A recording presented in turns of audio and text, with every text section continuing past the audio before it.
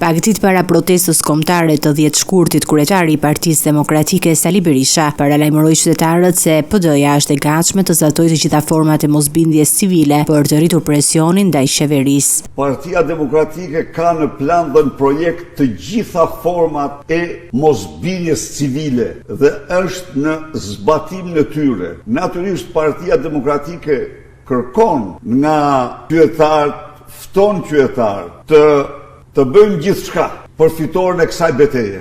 Edi Rama të bëjë ç'të dojë, mrapa diellit të shkoj, shpresë nuk ka, do shkoj aty ku e ka vendin, aty ku e kanë vendin hajdutët dhe kriminalët që qeverisin një vend mbi baza me lidhje të forta me kartelët e drogës, krimin dhe farsë elektorale. Ai mbylli derën ish liderëve të opozitës Bamir Topi, Lulzim Basha dhe Enkeleda Libeaj, duke i cilësuar si pseudo-intelektual dhe duke theksuar se nuk mund të jenë pjesë e përpjekjeve për një front të unifikuar opozitar. Apo flet për intelektual apo për pseudo-intelektual? Pseudo-intelektualët janë fatkeqësia e kombit, janë njerimi kombëtar. A nuk patë rastin ata për qenë të mirë të Shqipërisë? Kjo parti, a nuk u dha atyre çdo mundësi? Të lutëm, a nuk u dha atyre çdo mundësi? Dhe çfarë përdorën?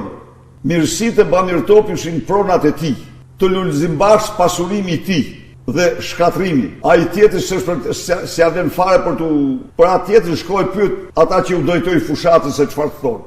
Një koment Berisha e pati edhe për ambasadorët e huaj të akredituar në Tiranë. Këtu tregon se lobimi i Edi Ramës akoma ka efektet e tij korruptive të neveritshme, por kjo nuk pengoi shqiptarët të mbushin sheshin dhe të thonë fjalën e tyre, sidoqoftë i bindur se nga ambasadorët që janë në Shqipëri, shumë prej tyre nuk pajtohen kurrë me bllokimin e drejtësisë, nuk pajtohen kurrë me zhvillimet e Akshit, në të cilat janë unike në historinë e Europës, por natyrisht heshtja nuk flet për mirë në këtë rast. Kryedemokrati gjithashtu komentoi edhe vendimin e Këshillit të Lartë të Gjyqësorit për të përcjellë çështjen e gjyqtares Irena Gjoka tek Inspektoriati i Lartë i Drejtësisë.